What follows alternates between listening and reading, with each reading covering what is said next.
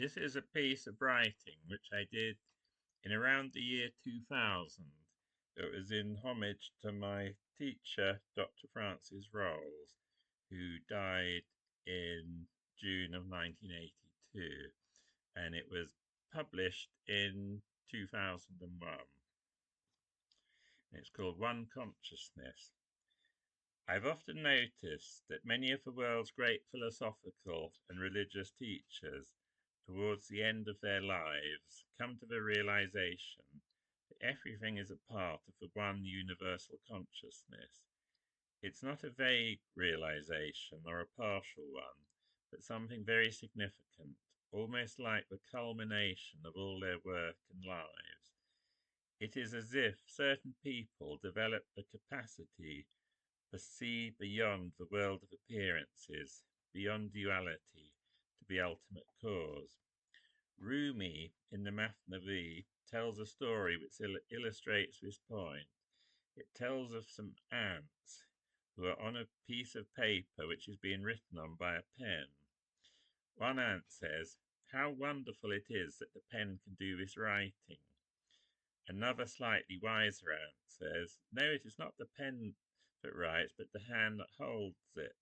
And another ant says, "No, it is not the hand, but the arm that moves."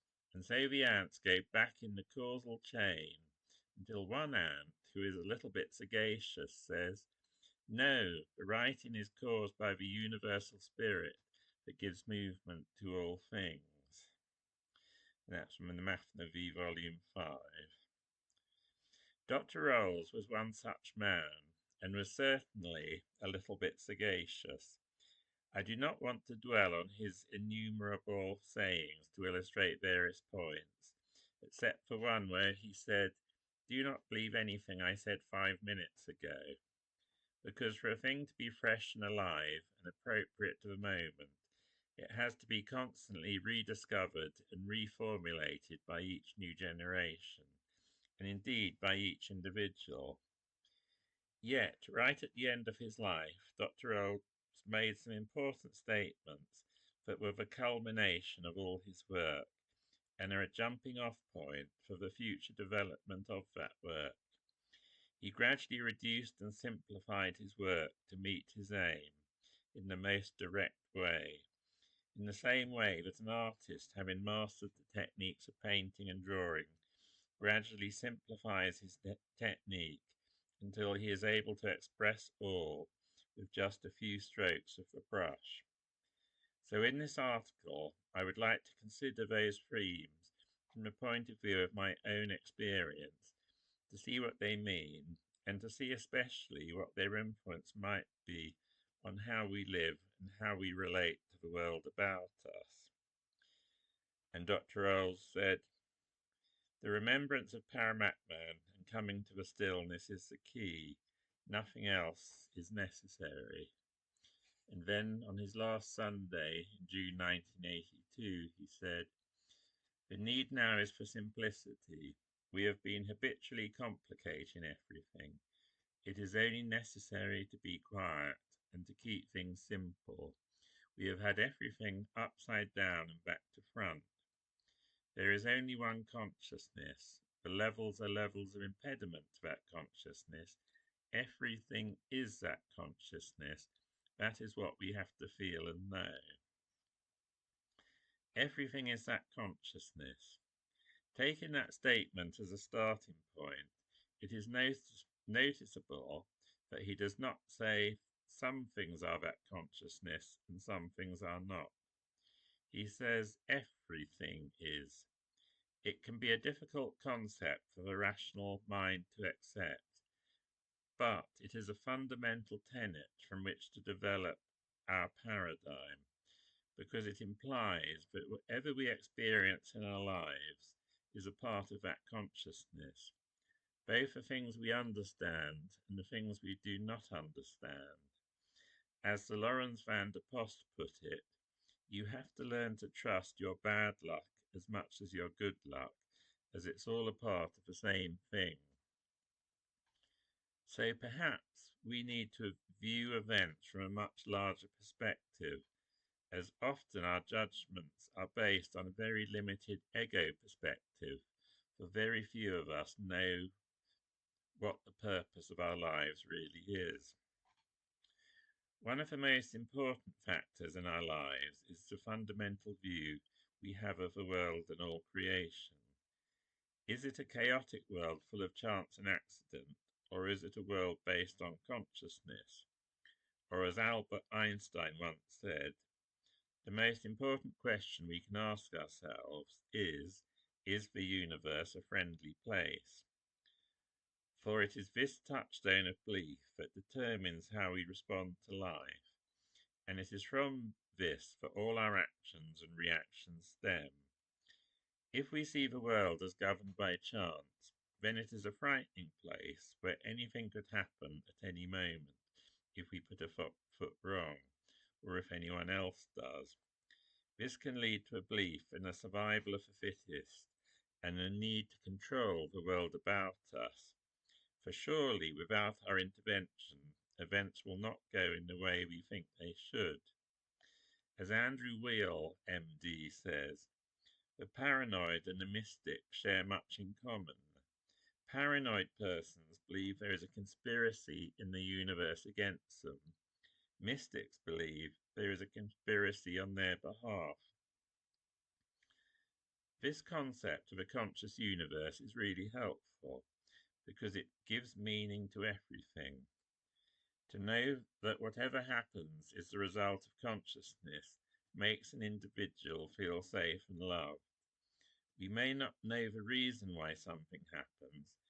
We cannot presume to know the Creator's will, but to know there is a purpose and we are not forgotten makes all the difference. As Dr. Rolls once said to someone who was having difficulties, Paramatman's looked after you up till now. What makes you think he's suddenly going to forget you? Then life becomes a process of learning where each person's life is his or her route to this realization. In different traditions, the one consciousness is seen as manifesting itself in creation and in the individual through a series of levels. In the Advaita tradition from India, we are told that consciousness manifests through four levels: our physical body, our subtle body or psyche, our causal body or deep unmanifest potential, and our real self or divine body. These four levels are a framework through which to view the world and ourselves, though it is easy to draw wrong conclusions by taking the levels in isolation. As B. Griffiths said, we tend to judge suffering from just the physical and psychological level, but without observing its possible transforming effect on the spiritual or divine level. The concept of ego is interesting in relation to this four-world concept, for these are not separate levels or bodies, but each one is contained within the larger one, and is, to some extent, a partial or limited understanding of it. Although at the level of the physical, subtle and causal bodies, we are in some sense individual and separate, at the level of the real self, or I, there is no separation between ourselves and anybody else, or indeed the whole of creation. We sometimes receive glimpses, unexpected glimpses, of this deep universal sense of I, sometimes at moments of emergency, or great happiness, or even intense sorrow or grief, when it is almost as if the curtain parts for a while, and we are in the presence of something that is awesome, all-knowing, full of love, and yet at the same time is I, the person I really am. So we can see there are many different things we can call I. In answer to the question, who am I? We can say, I am my physical body, but that is only a partial understanding, since we are more than that. Or we can say, I am my mind or psyche, but that too is a limited understanding. We can say, I am all my talents and potential, but that is also limited. Or we can say I to our deep, unchanging self, which at the same time includes our physical, subtle, and causal bodies, and indeed all of creation. We are not separate entities, but all part of one great unfolding.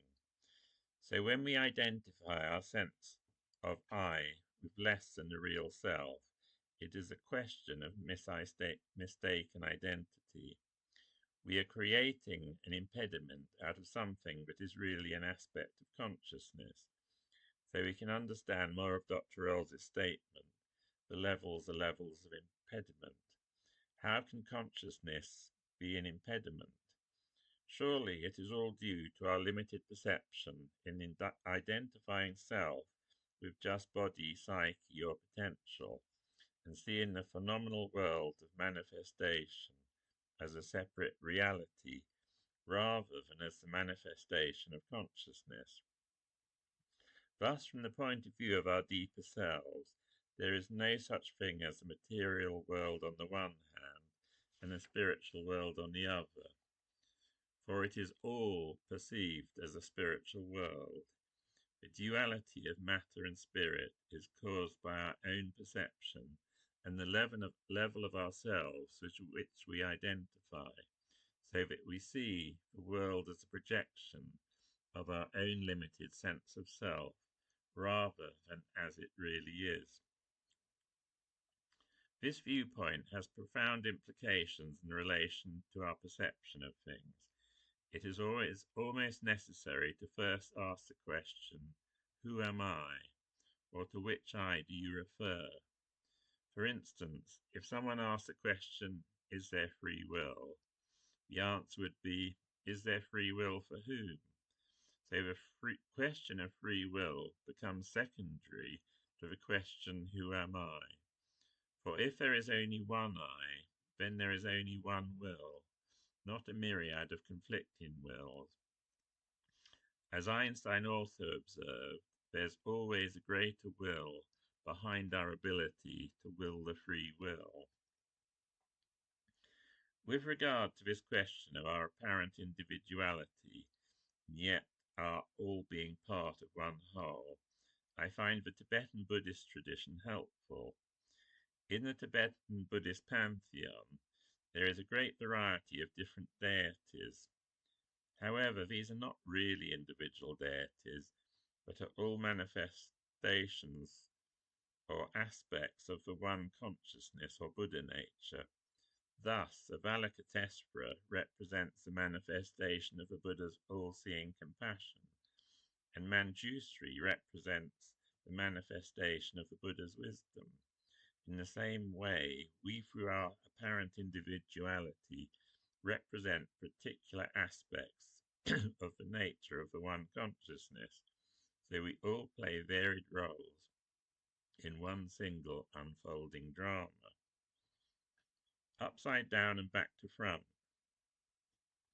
The picture of one consciousness manifesting through four levels gives us a model of reality that is the other way round from the way we normally perceive it.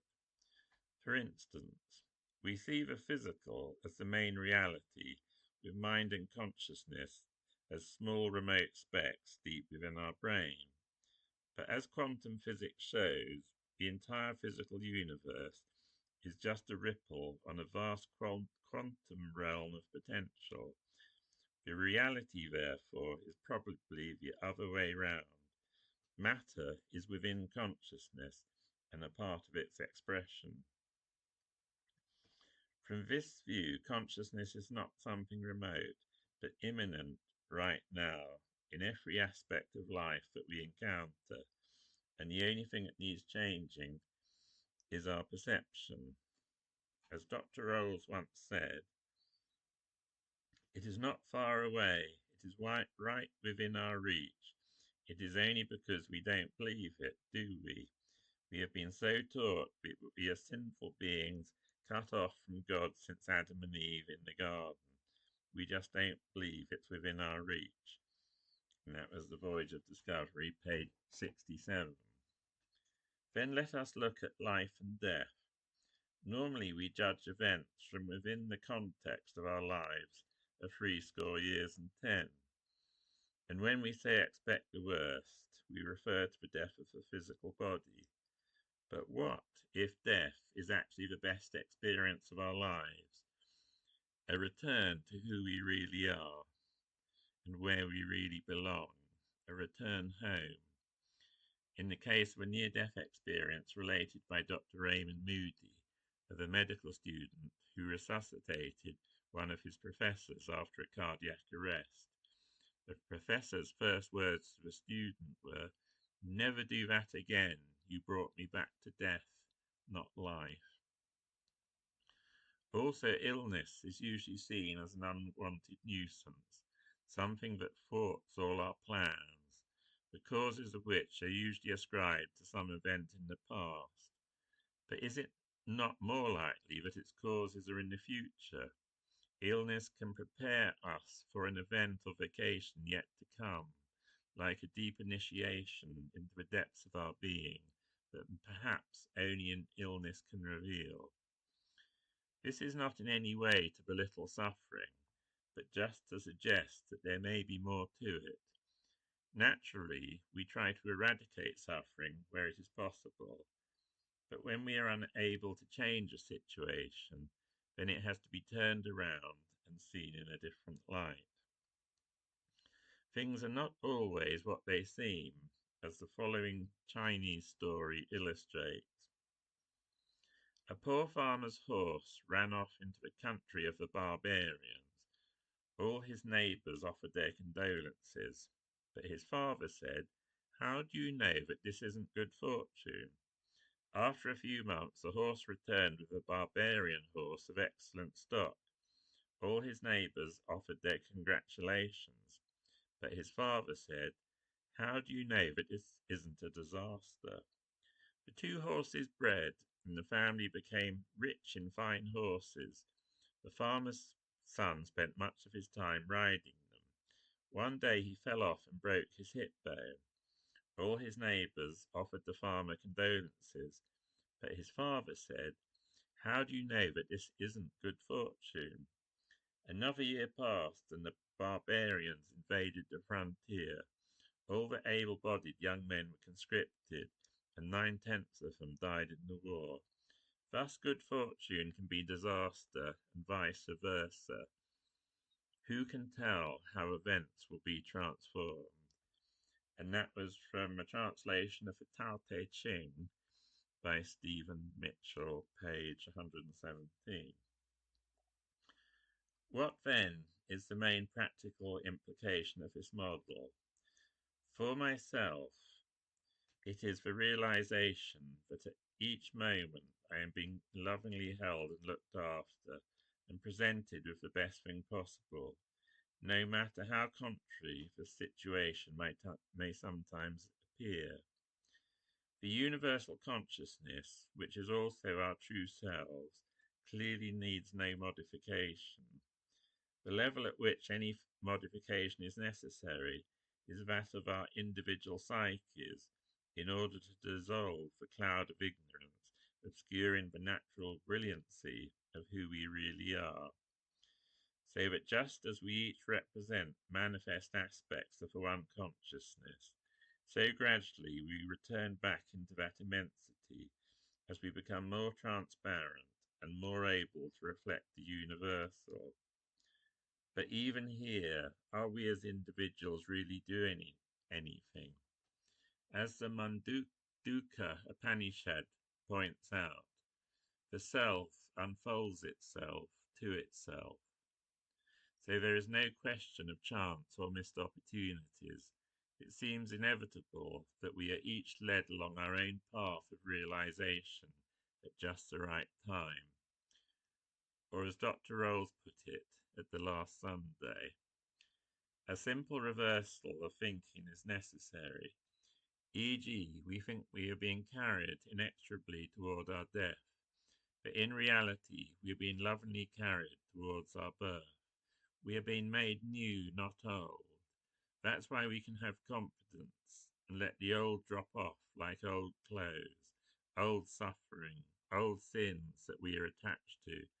Let us do what we do well, learn to use our gifts, develop what we love, have confidence.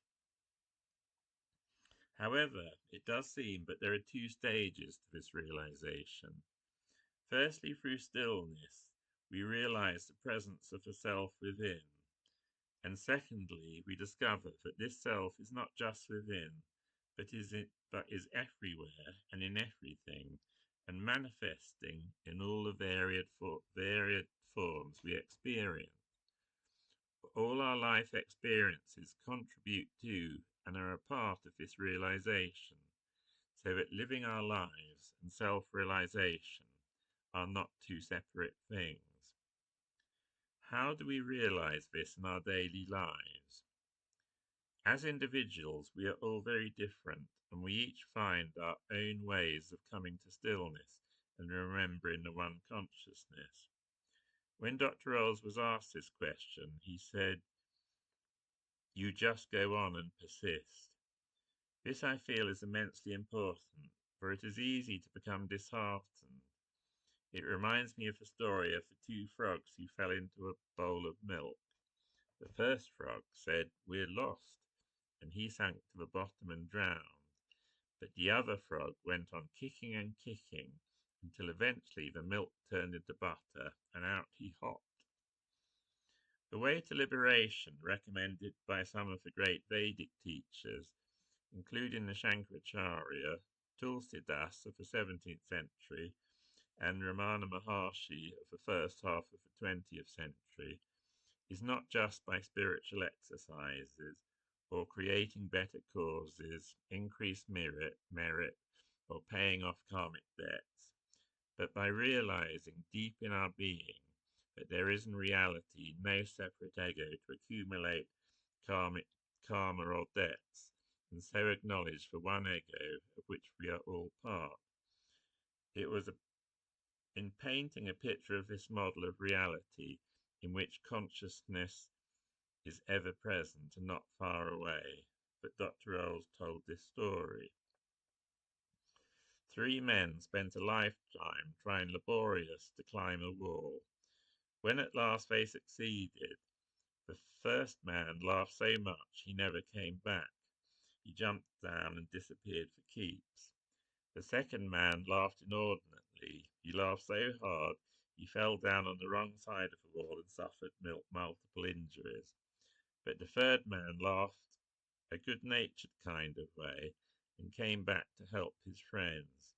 But there is no wall. That's what everyone was laughing at. There's no wall at all.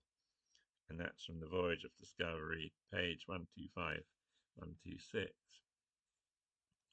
This story also shows that it is not just a question of going into a blissful state and disappearing, nor of stopping short at the partial realization of God is in me, but it is necessary to realize that God is also in everybody else. For compassion for our fellow beings is the practical outcome of the realization that we are all one, and what we do to another, we do to ourselves.